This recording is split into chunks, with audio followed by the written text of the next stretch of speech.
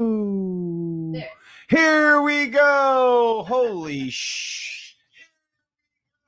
There you go. Look at that. We got it. All right. Yeah. Fair enough. All right. Let me get out of that so we don't get the echo. Okay. All right. We're in. We are in. I clicked so many buttons. I feel This like is what happens when amateurs run the show. I feel like I need to go back to training. Like Kent showed me how to do all of this stuff, and like I feel like I never We just need, remember. like follow-up training is all we need. But all right, well, I guess welcome in everybody. So We're a little off today. However, we're going to make it work. We're talking headhunting. Yes. I wish we could headhunt for a great IT person, a production manager for this studio. If we had a great production manager we could headhunt, that would be amazing. But we'll see. Maybe not. Maybe not. So headhunting, fishing, what do you do? What do I do? Oh, wait, I'm Hang trying on. to find You the got it. comment. Yeah. There we go. There. Oh, hi, Mom. Oh, there we go. Okay. So, I mean, right now we just Wait, hang on. I have to say, sorry. I didn't mean to interrupt. Hi, Mom. Hi, Bubby. Is she there with you, Mom? Tell her we said hi. I say hi too. I'm the wife, husband of a Jewish girl, so I'm all about the bubbies. All right. right. We're moving on. So, I'm just trying to share our post, and it's just not working for me. I mean, let's avoid. There we go. I mean, do it. Oh, there you go. All right. Okay. Good. You're doing something productive for us. Okay. All right. So say hi to your mom. Hi, Mom. And Hi, Bubby. there you go. All Hi, right. Dad. Oh, she loves it. That's awesome. Okay. So headhunting. Do you headhunt? Do you fish? So I think so. Just to be clear, it's not just about headhunting. It's about creating a farming system of employees versus continuously having to hire through either services Some kind of an app, or Indeed. through Yeah. Okay. So like we're trying to figure out the difference and see if certain industries can farm and culture their own like system of employees and expansion and growth and promotions versus always hiring every time you need a new person or every time you need a new role and you have to like start, I feel like, at ground zero every time when you're going through Indeed or Monster or ZipRecruiter or even using a headhunter. It's just so, I don't know if it's just for my industry, but it's just so difficult that I just wish I could create like a bookkeeping school and then pick like my top candidate and then like hey, can I take all the scholars that graduate from stephsbookkeeping.com and then that way I get all the top echelon? Well, this way they do it like my way. It's already established.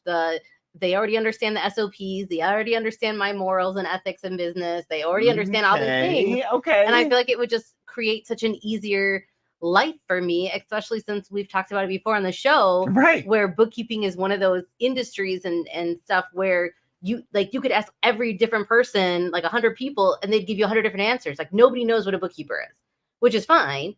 But I feel like also in your industry, there's 2 or 3 different avenues that people can go in as it pertains to like just doing demo or demo and rebuild and 100%, being like having like specialized licenses and finding people that have active plumber's license or electricians. I feel like most industries are the same. It's 100 different ways you could run down that industry. Do you know what I do?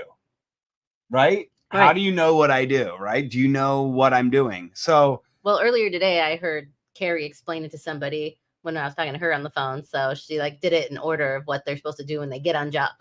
I like that. So you now have your own in. The headhunters, here's what Kent says. So he is paying attention. He says the headhunters I have known and been associated with have a bit of an attitude and have sent me people who were D-bags. So headhunters, I think, has a bad reputation in the sense I've never been sent a good candidate from a headhunter. A headhunter. So a headhunter to me is somebody who is a recruiter. They're out there to recruit people for you, and you're hiring them to. It's almost like a bounty hunter. Well, so like a headhunter sent me a candidate, and they said that like basically with their for the fee plus the salary, it was like about $100,000. Okay, for this bookkeeper, they sent me this person. They're like, oh yeah, it's amazing. This person knows everything. Blah blah blah blah blah. Just set it and forget it kind of person. All right, cool. So then I interview them, and they didn't even understand like the difference between sales tax filing forms and payroll filing forms and the names of the forms. But you want me to pay them $100,000 and they don't even understand like that basic of information? Like, that's crazy. Have you ever given your resume to a headhunter and seen what they've done? Because I've given my resume to a headhunter. You have? Probably it had to have been close to 20 years ago at this point. But they take your resume and they give you like probably 6 different titles for 6 different resume variations. And then they just fluff the shit out of your resume. Got it. Oh, and then they put all these like crazy, so it's a salesperson, crazy words, and then you go apply for these jobs, and then you're like just sitting there, and you're like, like, nah, like it's like I don't know. I feel like it's such a lie. I guess I have never had to go that hard to try and find. I don't know. I just never have had to go through a headhunter or relied on a headhunter, I guess. I mean, I know that you guys get like temporary labor, so that's from like a facility, I would imagine. Yeah, but it's not headhunting. Right. Headhunting but you guys more specific. But I'm just saying, right? Like, you can call this specific agency and be like, "Hey, I need bodies for humans, these days." Correct. And then, and then they come and they know the drill that they're going to be doing like the grunt work of the job. Okay, even that. Here's one.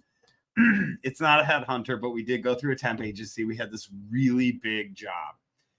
It was our very first massive commercial job, and we needed just labor, humans that can move up and down with their arms and stand in one place and do this for hours on end with a respirator on, right? I just need you to do this up and down with a respirator on and stand in one place and move over a foot and stand in one place and move over a foot. Like, literally, that's it. But I need you to climb up 4 stories of stairs to get to that place. And there's no bathroom except down in the parking lot in an outhouse. And the temp agency sent us this guy. He was 5 pounds short of a circle. He was 55 years old. He couldn't walk across the parking lot without getting out of breath, let alone got up to the top and went, "Oh man, where's the bathroom?" And I went, "Dude, it's in the parking lot. Once you leave that bathroom, you can walk straight to your car because you're not coming back up these stairs." I'm not dealing with that. Hi, Christine. Hi, Christine. We called what? Wait. No. Wait, that's our Christine. What did you say? Is it her birthday? No. No. Okay, never mind. No, it's not. Okay. Okay. Did you think it was her birthday? I don't know. I saw something. Might be wrong. No, it was Jesse's. It's Jesse's birthday. Okay. Hey, Jesse, it's your birthday if you're listening. Christine just calls his birthday out. I don't know. It might be Christine. No, it's not Christine's birthday. It's in the beginning of like mid-beginning of the year. Thank you, right, Christine? It can be. Oh, happy birthday, Christine. All right, we'll throw it out there. I feel like we're gonna have like a Mad Hatter tea party right now. Side note, clearly you and I are on our own today. But all I can say is that this guy, while we weren't headhunting, the agency that sent us laborers did not listen to what we were saying. I feel like they never do. I mean, like, because they're selling humans. Yeah. So if I go to sell a pair of shoes, I may know that pair of shoes doesn't necessarily, it will fit you. It just may not be the right shoe for you, but I'm still going to sell it to you because I want to get rid of that shoe and I get more money in commission by selling that shoe over the next shoe, right? So it's sales. Like, that's sales. All right. So Kent says, farming allows me to get quality input from trusted sources on an individual. I like going into an interview with some idea of who I am chatting with. Yeah, I want to figure out a way on how to create farming. But so like if anybody knows a way on how to kind of do it, because I thought by creating the scholarship at the local community college that it would maybe entice people to reach out after they got their associate's degree and be like, hey, I used your scholarship. Thanks very much. I'm interested in making money. I finished like my associate's degree in accounting. And I want to make money. Have like an internship or a thing or whatever, or like a starter program. Like I want to figure out a way to like that people, I need people that are passionate and excited about accounting. And I know that those words don't always go into the same sentence, but like I need someone that gets excited and wants to learn about accounting, to learn all the different aspects and facets, because there's just so much. Okay, so you went and planted the seed being the sense that you started a scholarship, right? You got the seed planted. Your plant then will grow. In theory, because we're only one semester in that we've done it. So the only thing that's happened so far is one of the kids. Somebody's received a scholarship. Well, yeah, somebody received it, but one of the guys, a guy reached out to me on like LinkedIn and said that he's opening his own practice and he'd like to pick my brain on how to open a bookkeeping practice, which I don't know. Like my intention was not to create a farming system of competitors. So I don't know if I did it wrong. So that's why I want to know. I just want to know anybody's opinion, or if they created something. Like, oh my God. Like, for example, like in the trades industries, people start off as apprentices. So they come in, they start getting like warmed up. And then they go, oh, I could do this. Right. Well, then they get then they eventually get their like licensing, and then they, either will stay with the company or they'll branch out into their own thing. Totally. And so like, I feel like that's creating a farming system because they have an apprenticeship, and then, you're weeding out the people that aren't going to cut it in that industry. You have like a big brother looking over you for safety and quality control. Liability coverage. Right. And then you get your stuff but I don't feel like there's very many other industries that have that service and type of farming system outside of the trades. Because they give, like, I don't know if you've ever worked fast food, but I mean, you've worked in a restaurant.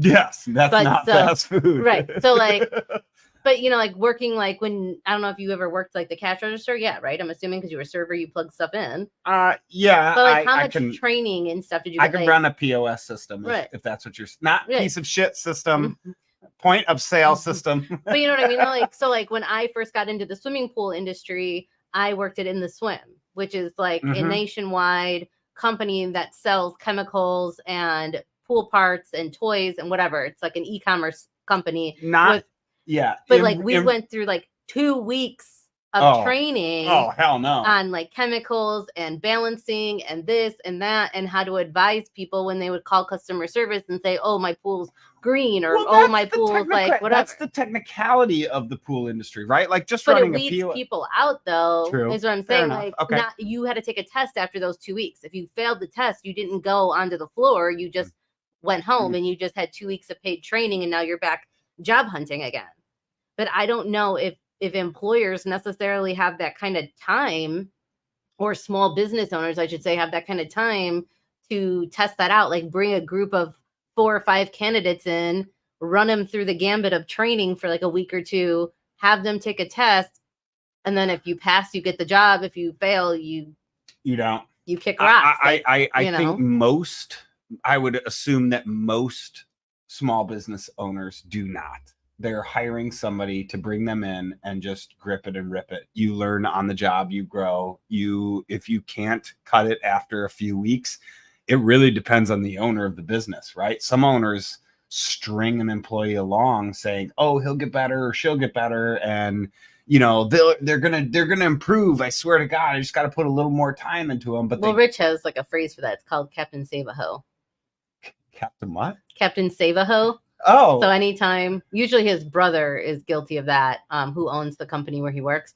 And so he just feels like there's so much time and money invested when you get a new employee, and when you just pick a bad apple, he just won't throw it away. he just Rich's feels brother. like, he feels like there's something that they can There's find. something there that they could do, right? Like it's like he's afraid to admit that he picked wrong in this one so particular therefore thing. he's going to stretch out this bad apple as long as possible, right? Yeah, that to me is where, like, how do you call that? So what did he call it? Captain Save-A-Ho. Captain Save-A-Ho. Yeah. That's so derogatory. So that's what we call Rich's brother. So like, that's so derogatory. I love it. But it's just, oh my God. I love that. But it's just like, so it's like, I don't know, like from like the couple companies that I've worked for that had really good training processes and they had like a way to weed it out, but it's like in that same breath, they had the money to afford to bring in a cluster to pay out that cluster of people. A cluster fuck to hopefully pull out one good just gem, knowing, like, one diamond in the rough. Yeah, I mean, I would hope it's not just one if you're bringing in a group of people. Well, if you're pulling in a group, really, in my mind, unless you're pulling in 30 people, if you're pulling in 4 or 5, you get one. Like, success rate is, in my mind, is always 25% or less when it comes to hiring. Yeah, I guess. Yeah. Yeah. What? Epiphany just happened? Running through the percentages and the people I've hired and then looking at the people I've... Yeah, no, it's 25% or less of successful people that become overall great employees. And you can improve that. And this is just my mindset on hiring and firing over the course of years. But in my mind, it's most companies are going to be less than 25%. You're probably going to be in the 15 to 20, right? It's 1 out of 5, really, maybe less than that. If you can do really well, it's 1 out of 4. But that's once you start really honing in on who you're hiring and how you're finding them. Right? I'm not going to headhunters. I'm going different routes to find people. Well, I feel like your stuff usually, from but my understanding, you guys kind of like friends that have kids that are of age and that's one way we do it. Yeah. That's still like... Listen, I have my own process. I do not fish out of the same pond that everybody's fishing out of. I'm not going to Indeed to get employees. I do not fish the way people fish. I guess I fish with I am the headhunter in my mind, right? Like, I'm not looking for headhunters. I am the headhunter. And in that, I'm farming my employees, I guess. That's how I that's how we have brought all of our great employees on board. Is we go out and we will say, hey, this person, you need a job, or you're not happy at your job. Why don't you come work for us? Oh, no. You're a poacher. I don't steal people from other people. I just wait until they're extremely unhappy and they're ready to leave. And then I say, well, if you're ready to leave, come on over. I'm not poaching. All right. I'm not poaching. Poaching means that I'm like stealing something from somebody else. Two of our... All right, I'm not even going there. All right, no, we do not poach. We simply headhunt the right people and give them the opportunity when they are ready to progress. You just say the door's open whenever you want to come in. That's it. Okay. That's it. I say the door's open, and then they go, oh, I'm ready. Let's go.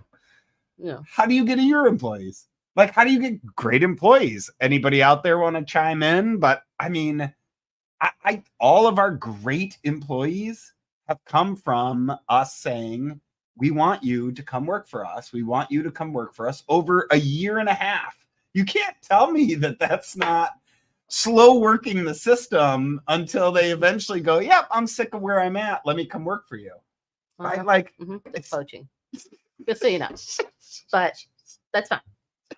I mean, I think it's just like it happens in the construction space. It definitely happens in the swimming pool space because 100%. I know that like if you hire one guy from a company and you're paying $18 an hour and you're guaranteeing them 55 hours a week, and then the previous, company was paying $17 an hour with only capping at 40, that he's going to tell all his friends at the other company over, right? And you're going to get like 6 trucks of people. But so we hired one guy that way. What did Shanna say? Let's see. What did Shanna say? Poach and employee referral. Yeah, so that's how she gets her employees, is that she. There you go. But so like I've asked like my team, like, hey, do you have like a friend or somebody that you like? Because I feel like they've talked about a few times how they like working for me and it's like a good environment and whatever and all these things. And I'm like, oh, well, do you have any friends? And they're like, no, I don't want to refer any friends. So like, I'm like, oh, okay. was that a swift kick in the nuts for you? No, because like I don't personally like referring friends for jobs and things. It makes me anxious. I mean, like referring. How are they going to represent you, or how are the people that represent? Weird to happen exactly. And 100%. And and like if you just like kind of like, especially when you're in your early 20s and you just like party with these people. Like, you know what I mean? It's like hard to be like, oh yeah, you would be like a great operations manager. So we hired a guy who was going to be a project manager, and he brought another guy, like you said, from his previous company. He brought another guy. We got rid of that said guy and kept the other guy. And the other guy we love. He does so great for us. But the guy that we originally hired, not so great. And we poached and hunted, not so great, right? Yeah. So, like, what does Christine say? Christine says, oh, I have a son with an accounting and economics associate's degree. Oh, well, then you tell him to come by then, because I know your work ethic, so I wouldn't have a problem hiring one of your kids. Yeah, like, Ditzlers should always be hired, FYI. Yeah, absolutely. Yeah. I can tell you that kid with the accounting and economics associate's degree worked in restoration and he can haul more weight than I can. Really? Yeah, literally. No. Well, next time I need a 350-pound table moved, I guess. That's fair enough. Yeah, no, call him. I don't want to do it anymore. But no, he that's great. We will hire anybody that comes in. For us, it's a little easier. For you, you need a certain amount of knowledge and boxes checked, right? Right. All right. Shayna says, you want me to read it or you read it? All right. The offer gives them an opportunity to recommit mentally to the company they are with, and it's also an ego boost. That's right. Challenge the other company to better appreciate what they have. LMO. Yeah, I agree with that. So I know Christine, here she is, and she said she's going to have her son email you. Okay, good. So Dawson, look for Dawson Ditzler. He'll send his resume. And if he gets a commission for that sale, I'd like to be part of that. I want a piece of that commission, Christine. But if we do talk, and I know Christine can talk to this, in my world, anytime somebody is in sales, and they are great at sales, they do very good at it, you get headhunted by everybody, right? There are so many times that when I was managing a shoe store in the mall, right, that people would come up and be like, oh, I run a used car lot. Come work for me and sell used cars. Why sell a $100 pair of shoes when you could sell a $10,000 car? And I'm like, I sell 10 pairs of shoes in a day. I'm making more money than I'm gonna make on that one car in a week, right? Like, well, like the other day, I had a new client come into my office to drop off paperwork and whatever, and I was like, well, how'd you find us? And he said that he posted on Facebook and something in Marengo, and I'm like, Marengo? And he's like, yeah, you got recommended in Marengo. I'm like, oh, well, then that has to be Christine. And he's like, actually, yeah, she was one of the people that recommended you. And I'm like, you should reach out to her, actually, because she does restoration and it would pair well since you do house flips. Perfect. He needs them sometimes gutted and cleaned out. Hear that, Christine? You got some business coming your way. Way to go. I'm like, actually, you should call her too. so that's kind of like where, to me, I will always hear somebody in the sense of like, if they come to me and approach me and say, hey, come work for me instead of working for this shoe store or whatever. And I'm like, all right, let me hear you, but I'm not going. Oh, there you go. She's so good. She's already on it. She goes, I already met with him. Okay, good. Way to go, Christine. Yeah, that to me is like, if you're getting told, come work for me that often, you are doing something really well.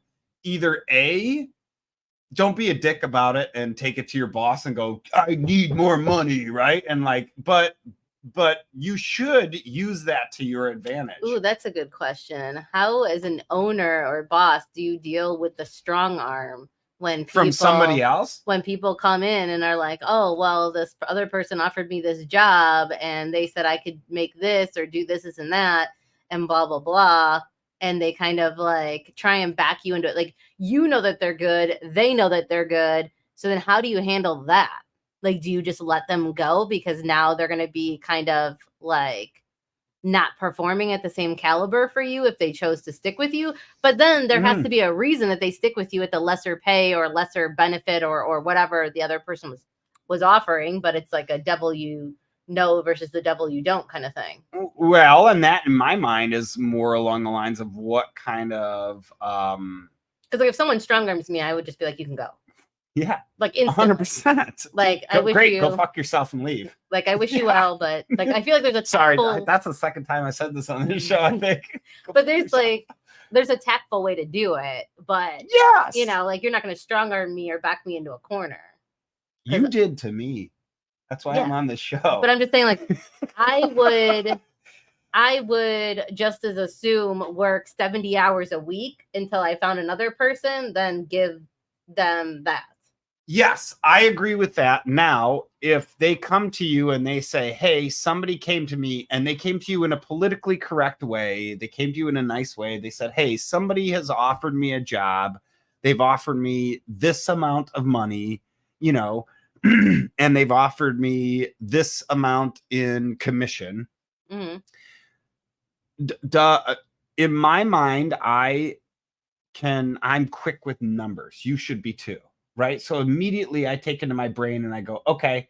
And I pull out my big fat, 10-digit or 12 button calculator that's this big, right? It's got 12 buttons, but it's still 12 inches by 12 inches, right? Like, and I and I do out like their hourly, and I see what they're worth per hour, right? Or what they're worth per this, or I can easily go onto this company's website. It's not even just the dollar value of what they're worth, because like I'm like well, Parker not so much because he's so new with the company, but me and Valerie are like feeling it that Melanie's not there because there was just certain things about a few of the accounts that she knows from working with them more so than her or I have worked with them since they got onboarded. Totally. And like, while we have, what I like decently good notes, it's shed a light on, just not just the monetary value of someone. It's also like a lot of different things. What did Okay, Mom said we got to catch up. Mom said, Joe, Brian wants to know you are heading to Jimmy Buffett after the show. First off, Jimmy Buffett is one of the greatest artists, not just in songs, but also in books. So top 10 bestsellers on New York Times, I think, so for here, fiction and nonfiction. All right. Shauna says, why is every sector begging for people? Where did the workers go? As a business owner, it is a supply and demand thing. The bar for gainful employees has come down to a pulse. God, that is so true. Why is that happening? She says. So, well, I mean, like, just from what I've heard from my brother, because he's actively looking for a job right now. Right.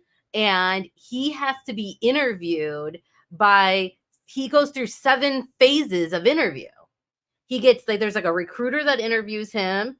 then it goes to some HR person, then he has another interview with a panel, then he has to take some tests to see if he's that's compatible. A corporate job, and clearly. Then he goes, but it's like 7 interviews. Like, who has time for 7 interviews? So hang on. You want to know the interview process for our company? Because we do have layers.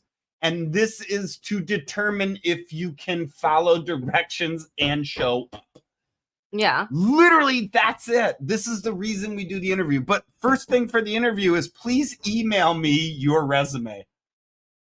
You know how many people don't do that? You don't even show up here with a resume. Oh my God! Like so annoying. Okay, so anybody out there listening, freaking go do your resume. I don't care if you're a high school student. Do your resume. You have done extracurricular activities. You've done high school activities. Just fill out your resume. If you don't know how to fill out a resume, find somebody that's older because they know how to do it. Find somebody that's older. But it's just like I don't like. I feel like the whole process. But then I also feel like from going through so many interviews, like in the last 4 months or so, or 5 months, people have like these like employees, and talking to other business owners as well, have these like insane list of demands. Like, I've never gone into a job interview with a list of demands of, ooh, well, like I need the next 2 weeks off. But it's just like, I'd like to work from home, or even though it says not working from home in office position. Right. Well, I really would like to work from home. Oh, yeah, these hours don't work for me. I'd like to work modified hours.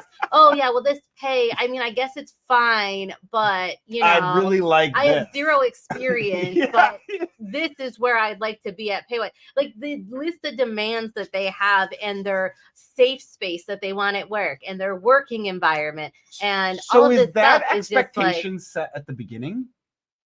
It was like, if someone comes in for the interview and they have a list of demands, I just tell them we're not a good fit for you and whatever. And like, one guy was completely shocked, and I'm like, you can't come in here and demand like you're a goddamn terrorist. Like, I don't like, we would not work well together, and you strike me as somebody that would sue me as an employer. Off, I don't negotiate with terrorists. Like I've just always been so grateful to get a job and work hard at a job and learn a new skill versus going in there with 100%. 0 experience and not humbling myself to learning and demanding everything. Right. So first person that comes in and says, hey, BTW, I need, 3 days off next week, 4 days off the following week. And by the way, I'm off the next month on vacation. Then don't come in for a job until you get back from that 1 month. Right. Like, if you need that many days off at the start, then yeah. But if you need like a couple days off because it was a pre-scheduled vacation and you're leaving a current job to come and work for me, that makes sense. Yeah. I agree. But like, if you like want to sit there in the interview and tell me how much you don't need the job and how much you love going on vacations and that your significant other's salary sustains your household, you know what? I feel like I'm not going to be a priority. You're not going to be a hustler for me. So all right. Should we catch up on comments? Wait, first off, well, you got to go back to Shauna. She says, Grateful Dead cover band for my shirt. All right, fair enough. I think you should take your best sales rep to Jimmy Buffett, Christine says.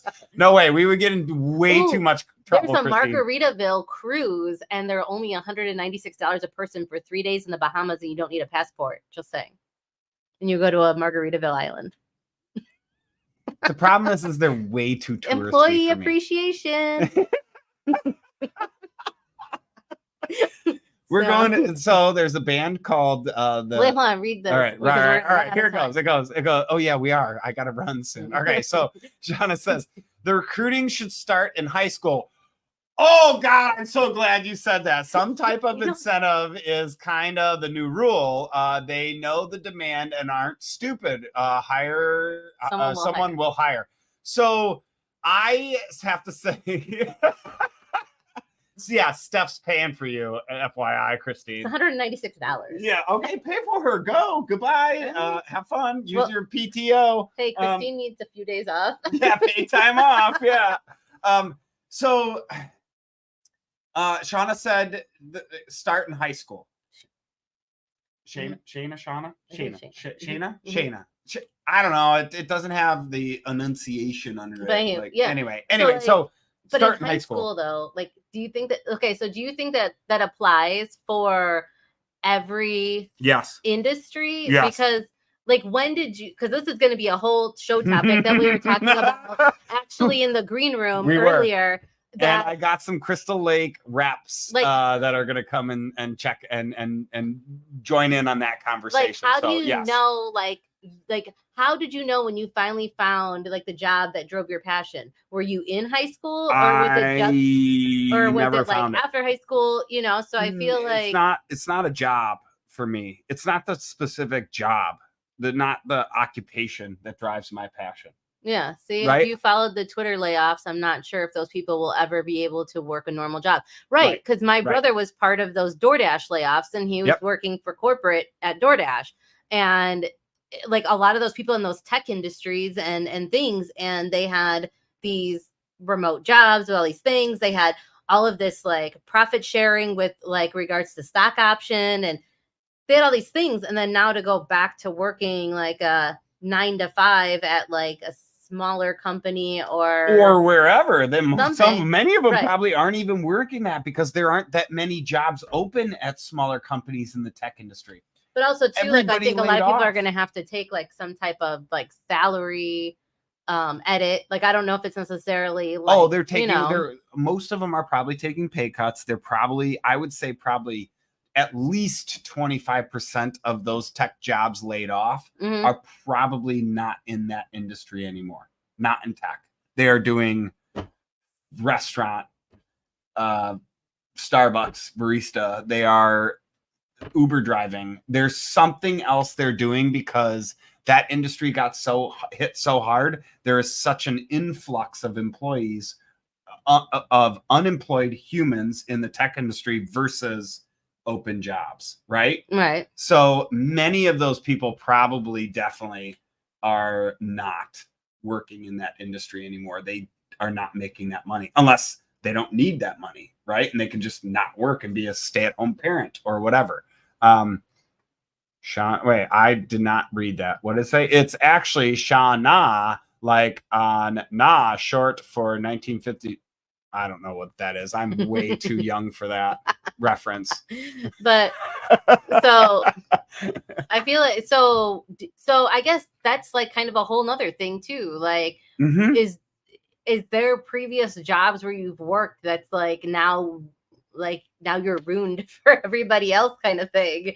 Because I know that when in 2008, when things crashed and whatever, I went from working in one industry, and then I was unemployed for a little while, and then I just took the first thing that new industry. Yeah, it was a completely different industry, never worked in it before, but I just took the first thing that was like first company that was willing to actually hire me, and I took, like a $10,000 a year pay cut, which was a lot considering I had just bought a house like right before I lost my job. Totally. So took on a shitload of monthly expenses, and now you just took a pay cut. Right. So, but I did that with the anticipation and hope that I can climb up the ladder there and continue to work and whatever, and just have to start at the bottom rung. But room for improvement. Yeah, but ultimately I jumped ship pretty quick because it was an awful job. But interesting.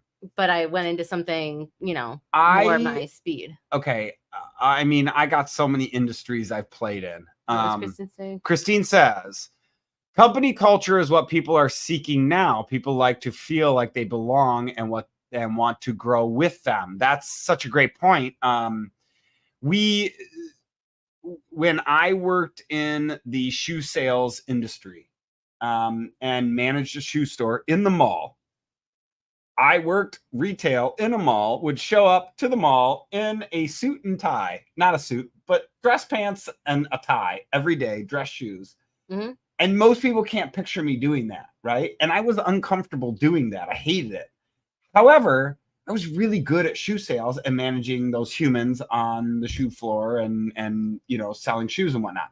So I could do that, but another industry came along, and I'm like, yeah, this is better, because the economy was crashing, retail was dead at the time, right? So it was kind of weighing my options at that moment. If I were to look back now and go, would I have done it again? I probably would have jumped ship on the shoe store, but if it was a different time and things weren't so bad in the economy, maybe not. I don't know. I mean, that job that I was talking about in 08 that I left, yeah, I basically willingly left because I just didn't see things like progressing or whatever for me there. But if I would have stayed another 2 months, I would have wound up getting the GM role. And I like jumped ship too early. Is that guaranteed? Yeah. But I found out like later. So, hey, Ted, we're good. How are you? Ted. Doing great, man. So, but it's just, yeah. So same with I could have been a supervisor in the shoe store world. It wouldn't have been 6 months. It would have been like probably like a year or 2, 3 years down the line. But it was definitely presented to me to be there. So if you start kind of farming and cultivating and guiding people that are in high school, which then so then if you start targeting kids in high school and you go, like, because I know that you go to the career days in high school. Job fairs and career days. Yep. You do all that at the local high schools. Correct. So if you do that, then do you think that helps that, like, then as an employer, you should then maybe offer some type of benefits package as it pertains to school reimbursement for college? Like if you find someone that's good and you're going to farm them out of high school and then you want them to go to the next level. But let's say in your industry, you need a license or a certificate or education, additional things. Some kind of education. You know, because like our friend Derek just passed his licensing exams that he studied for what seemed like 3 years. But so he did it, passed it, and now he's able to go on to the next level of his career. Correct. So do you feel like then you have some type of, obligation, or do you think it would just be another nice perk to do some type of buyback on the schooling if they're going to come? Yeah, totally. So for us, and we'll kind of wrap it up on this. I think looks like timing wise, I got to jet soon, but I'm gonna say company culture, like Christine said, is very important. So to us, so yes, if we're recruiting people, we recruit people no matter who they are. We recruit them with the implicit idea that if they come to us and they want to grow and not they want to, we are going to force them to educate themselves in our industry. Meaning, once you hit 6 months or whatever it is with us as a technician, we're sending you to, in some form or fashion, right? If you're showing progression, we're going to force you and push you to go and get certified in a water restoration technician. Right. Right? Mm-hmm. That's the education they can get. Now, if they say, yes, I want to go to college and I want to get some sort of a degree, absolutely, we're going to include that. And if we can somehow help them walk through that, we totally will.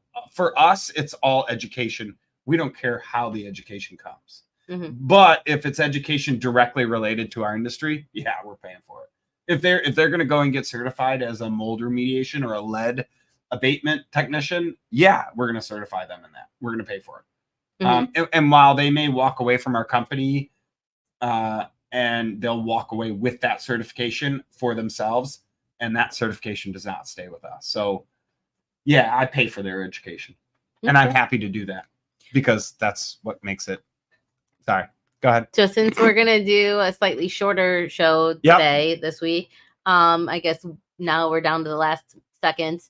So what did you learn today?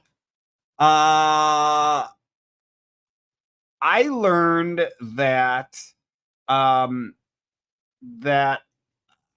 I think I learned that you appreciate or will be a little bit more aggressive on your employees in the interview. So I'm glad I've never interviewed with you. I think I've learned. I'm very happy I never had an interview. In fact, the only interview I think I had, it was super aggressive, and I passed because I'm on the radio show. So I think that's literally the one thing that I learned is that just don't get into an interview with Steph.